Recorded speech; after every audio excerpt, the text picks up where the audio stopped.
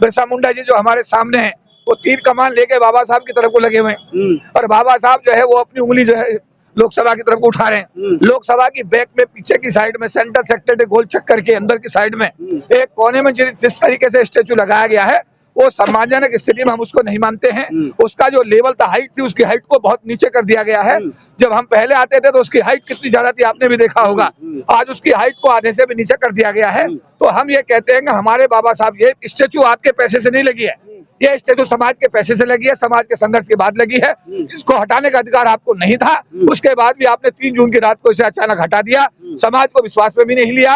और उसके बाद में जब हमने आज देखा है तो देख करके हमारा पूरा समाज उद्वेलित है और हम पुरजोर मांग करते हैं भारत सरकार से कि 13 अप्रैल 2024 तक इस स्टेचू को पुनः इसके स्थापना इसके मूल स्थान पर स्थापित करके हमारे अम्बेडकरवादियों की भावना का सरकार आदर करे कि वोट हम उसी को देंगे जो हमारे बाबा साहब के स्टेचू को इसके मूल स्थान पर लगाने की बात करेगा। और अगर 13 अप्रैल तक बाबा साहब का स्टेचू भारत सरकार ने इसके मूल स्थान पर नहीं लगाया तो 14 अप्रैल को देशव्यापी आंदोलन होगा। चौधरी साहब, लोग ये कह रहे हैं कि जब विरोध ही करना था तो फिर अंदर क्यों गए? मूर्ति देखनी थी कि मूर्ति का स्वरूप क्या है, क्योंकि आयोग के चेयरमैन किशोर मकवाना जी के साथ 50 लोगों का जो हमारा प्रतिनिधि मंडल था उनसे मिला। 2 महीने पहले उन्होंने कहा कि मैं आपको लेकर चलूंगा, आप मेरे साथ चलिए, मूर्ति देखिए कहाँ लगी है। उसके बाद में कोई डेट फिक्स नहीं हुई। उसके बाद अभी 10 दिन पहले भी एक प्रतिनिधि मंडल करीब 50-60 लोगों का हमसे मिला। उन्होंने कहा मैं 1-2 दिन में व्यवस्था करता हूँ और आप मेरे साथ चलिए, मूर्ति जो है देखिएगा। और डायरेक्टर जो हमारे हैं डॉक्टर अम्बेडकर प्रतिष्ठान के, उन्होंने अभी परसों कहा कि आपका हम पास बनवा रहे हैं, कल आप मूर्ति देखने चलिए। ये मूर्ति कहाँ लगी है वो पास भी नहीं बन पाए, इसलिए समाज के लोगों ने तय किया कि आज 6 दिसंबर पर पहले वहाँ जाएंगे, मूर्ति को देखेंगे, श्रद्धासुमन अर्पित करेंगे और आगे आने वाले दिनों में अपने आंदोलन की दिशा तय करेंगे। उसी दिशा में, उसी निर्णय के अनुसार आज ये तय हुआ है कि विधानसभा चुनाव दिल्ली का है, उसमें नारा पूरे समाज के बीच में से निकला है आज कि वोट हम उसी को देंगे जो हमारे बाबा साहब के स्टेचू को इसके मूल स्थान पर लगाने की बात करेगा। और अगर 13 अप्रैल तक बाबा साहब का स्टेचू भारत सरकार ने इसके मूल स्थान पर नहीं लगाया तो 14 अप्रैल को देशव्यापी आंदोलन होगा। आपने कहा देशव्यापी आंदोलन, अभी आप अंदर मूर्ति देख करके आए हैं तो मूर्ति में दिक्कत क्या आ रही है? आपने अब तो देख लिया आपने। अब हमने देखा है, नंबर 1 तो ये कि कैरिया मुंडा जी जो हमारे, समझ में आता है, बिरसा मुंडा जी जो हमारे सामने है वो तीर कमान लेके बाबा साहब की तरफ को लगे हुए हैं और बाबा साहब जो है वो अपनी उंगली जो है लोकसभा की तरफ को उठा रहे हैं। लोकसभा की बैक में पीछे की साइड में सेंटर सेक्टर गोल चक्कर के अंदर की साइड में एक कोने में जिस तरीके से स्टेचू लगाया गया है वो सम्मानजनक स्थिति में हम उसको नहीं मानते हैं। उसका जो लेवल था, हाइट थी, उसकी हाइट को बहुत नीचे कर दिया गया है। जब हम पहले आते थे तो उसकी हाइट कितनी ज्यादा थी आपने भी देखा होगा, आज उसकी हाइट को आधे से भी नीचे कर दिया गया है। तो हम ये कहते हैं कि हमारे बाबा साहब, ये स्टेचू आपके पैसे से नहीं लगी है, ये स्टेचू समाज के पैसे से लगी है, समाज के संघर्ष के बाद लगी है। इसको हटाने का अधिकार आपको नहीं था। उसके बाद भी आपने 3 जून की रात को इसे अचानक हटा दिया, समाज को विश्वास में भी नहीं लिया। और उसके बाद में जब हमने आज देखा है तो देख करके हमारा पूरा समाज उद्वेलित है और हम पुरजोर मांग करते हैं भारत सरकार से कि 13 अप्रैल 2024 तक इस स्टेचू को पुनः इसके स्थापना इसके मूल स्थान पर स्थापित करके हमारे अम्बेडकरवादियों की भावना का सरकार आदर करे। एक सवाल निकल करके ये आ रहा है कि अभी आपने घोषणा कर दी कि हम लोग विधानसभा चुनाव में उस पार्टी को वोट करेंगे जो पार्टी बाबा साहब डॉक्टर अम्बेडकर की मूर्ति को लगवाने में हमारी मदद करेगी। इस बात को लेकर के अरविंद केजरीवाल जी की सरकार है, कांग्रेस से या बीजेपी से, अगर बीजेपी ये कहती है कि हमें वोट दो और हम क्या ना मूर्ति लगवाएंगे तो आप बीजेपी को वोट करेंगे क्या? देखिए, ये जो अभी आपने बात कही है कि अभी सवाल आया है मूर्ति को पुनः जिन लोगों ने हटाई है, अगर उन्हें लगानी होती तो वो हटाते क्यों? बड़ा मोटा मामला है। आप सवाल ये है कि अगर उन्होंने लगाने की भावना थी तो लगी लगाई की मूर्ति को जिन्होंने हटा दिया उनकी भावना तो जग जाहिर हो रही है, उनकी जो मैं कहूंगा कि दुर्भावना भी पूरा देश देख रहा है। तो ऐसा जो अभी आपने कहा है, हम तो सभी लोगों से अपील कर रहे हैं, अब राजनीतिक पार्टियों को भी इसमें हम कहेंगे कि आप बाबा साहब का संविधान दिखा करके 2024 के जून के चुनाव में वोट लेकर के बीजेपी को 400 से 240 पे ला सकते हो। तो हमारे परम पूज्य बाबा साहब डॉक्टर भीमराव अम्बेडकर जी की मूर्ति के लिए आपने क्या आंदोलन किया? क्या लोकसभा में आवाज उठाई? राहुल गांधी जी ने आवाज उठाई? जवाब नहीं। अखिलेश यादव जी ने जवाब उठाई, जो थर्ड पार्टी बन गई पूरे देश की, उन्होंने आवाज उठाई? नहीं उठाई। देखिए, मैं ये कहूंगा एक आवाज उठाना होता है, जैसे अडानी के लिए लोकसभा बंद हो रही है, क्या बाबा साहब के लिए लोकसभा बंद हुई? मेरा सवाल है, क्या बाबा साहब के एक आदमी ने अपने 1 घंटे के संबोधन में एक लाइन बोल दी कि अम्बेडकरवादियों की भावना है, जरा इस मूर्ति को हटा दिया, जरा देख लो, अम्बेडकरवादी बिगड़ने। उसके बाद में क्या कभी दोबारा कर रिपीट हुआ? क्या दोबारा कर कभी कोई बात हुई? खड़गे साहब ने अगर एक बात कह दिया, अरे यहाँ तो रोज की तुम हंगामा कर रहे हो, तब तुम्हारी बात नहीं सुनी जा रही है। तो ये क्या हम जो है बहानगी कर रहे हैं? क्या हम जो है एक फॉर्मेलिटी कर रहे हैं? अगर आपको बाबा साहब की स्टेचू लगानी है, जिस तरीके से हमने 9 अगस्त को आवाज उठाई और आज हमने आवाज उठाई और हम 14 अप्रैल का एक संकल्प लेके जा रहे हैं, तो हम लोग निरंतर संघर्ष में हैं। तो क्या कांग्रेस या दूसरी पार्टियां इस लाइन पर काम कर रही हैं? हमें तो लगता नहीं कर रही हैं। और अगर मान लिया उनके एक बार कहने से प्रतिमा लग गई है, अगर उनके एक बार कहने से प्रतिमा लग जाती है, तो हम तो कहेंगे हम उनका धन्यवाद करेंगे। नहीं, आप एक राजनीतिक पार्टी से भी संबंध रखते हैं, राष्ट्रीय लोकदल के राष्ट्रीय महासचिव हैं और आपकी पार्टी बीजेपी के साथ सरकार में, तो आप तो सीधे सरकार से बात कर सकते हो कि आप जो है वो आप मूर्ति लगाइए। मैं सरकार के साथ में, आपने जो कहा, भारत सरकार के कानून मंत्री के साथ बातचीत हुई है।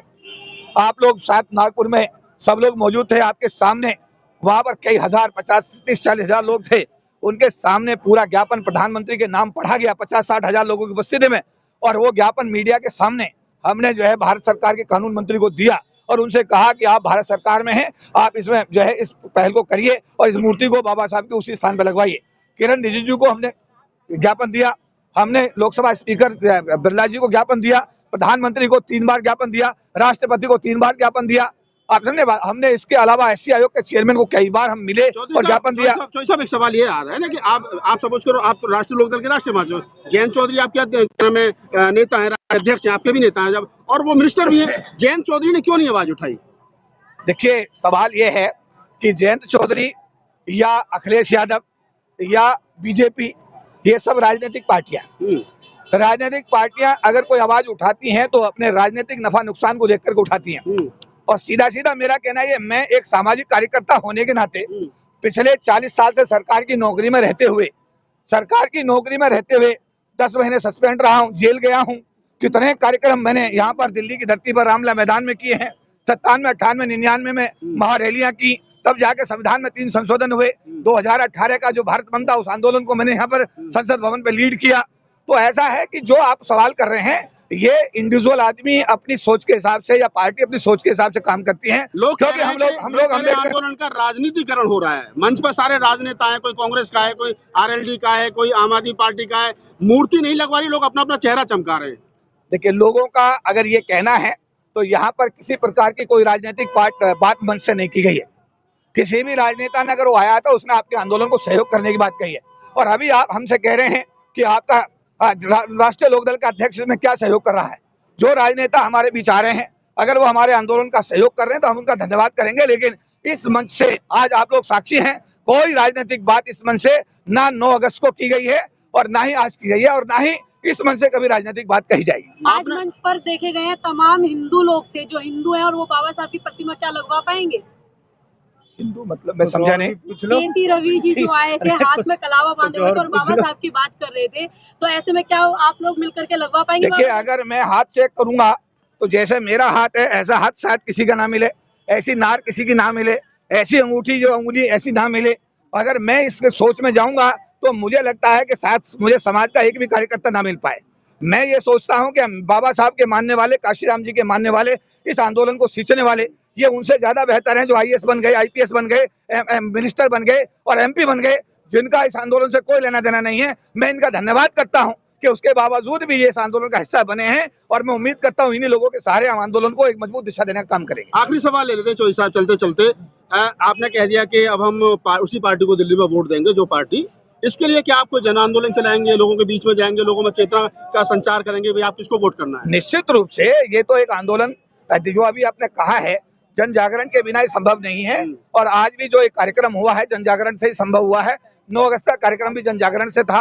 अभी 3 दिन पहले आप लोग प्रेस कॉन्फ्रेंस में आए थे, आप लोगों ने भी इसमें बड़ी भारी मदद की है और आगे वाला जो आंदोलन होगा उसमें भी आपका सहयोग लिया जाएगा और जन जन तक इस बात को पहुंचाने की हर संभव कोशिश की जाएगी। सर, अंदर गए थे, हमें तो व्यवस्था बिल्कुल बेकार लगी, क्योंकि उन्होंने बाबा साहब के लिए ये कदम कदम पे ये कर रखा है कि पब्लिक यहाँ अंदर आवे ही नहीं, इसलिए तगड़ा इंतजाम कर रखा है।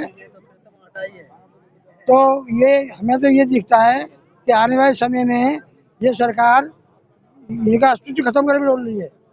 क्यों? फाउंडेशन 10-12 फीट का था कम से कम, और आज वो 4 फीट का होगा, 4 का भी नहीं, 3 का ही होगा। तो ये सब व्यवस्था हमारे बहुजन समाज के खिलाफ है, SC ST के। इससे हम सरकार से सहमत नहीं है, ये जो कर रही है गलत कर रही है। मैं पूछना चाहूंगा जी, आप प्रतिमा आंदोलन से जुड़े हुए उसके कोषाध्यक्ष भी हैं, तो मैं ये जो पूछना चाहूंगा कि क्या आपको लगता है कि यहाँ पे सरकार इसके लिए तैयार होगी कि प्रतिमा वहीं पर लगाई जाए? सरकार अगर तैयार होती तो यहाँ से हटाते ही क्यों? यहाँ से ये तस्वीर हटती ही नहीं। यानी देखने वालों ने बताया कि कद इतना कर दिया है कि 4.5 या 5 फीट का ही उसका जो है स्टैंड है जहाँ पर प्रतिमा लगाई गई है। तो ये बात मेरी समझ में आती है, क्योंकि ये मनवादी संघी सरकार है और ये बहुजन समाज को हमेशा छोटा ही देखना चाहती है, तो छोटा ही उनका कद कर दिया गया है। और संघी सरकार कभी भी जो है बहुजनों के हित में ना रही है और ना आज है ना कल होगी। लेकिन इतिहास में कुछ क्षण ऐसे भी आते हैं, क्योंकि आज समाज बिखरा हुआ है, लेकिन ऐसी घटनाओं से जैसा आज माहौल है, जो संघी सरकार आज देश में सभी को बांट के रखे हुए है और अपनी सरकार चलाने के लिए समाज के सभी जातीय टुकड़ों को छोटे छोटे टुकड़ों में बांट दिया है और उसके आधार पर जो है वोट पाकर जो है और कुछ बेईमानी से करके सरकार बन रही है। तो कभी कभी इतिहास में ऐसे क्षण भी आते हैं जब सरकार ऐसी घटनाओं को देखकर अपने सम्मान के लिए, अपने आत्मरक्षा के लिए इकट्ठा होता है। और मुझे पूरा विश्वास है कि ये बहुत बड़ी घटना है। इसमें बहुजन समाज का सम्मान को बहुजन समाज के सम्मान को बहुत ठेस पहुंची है। इसे देखकर ये समाज इकट्ठा होगा और अपनी जान की कुर्बानी देने के लिए भी तैयार होगा। जो 14 अप्रैल से शुरू होगा, पूरे देश का आंदोलन होगा। हमें पूरी उम्मीद है कि अगर पूरा समाज इकट्ठा होकर आंदोलन करेगा तो सरकार मजबूर होगी और प्रतिमा फिर वहीं उसी ऊंचाई पर उसी अवस्था में लग पाएगी।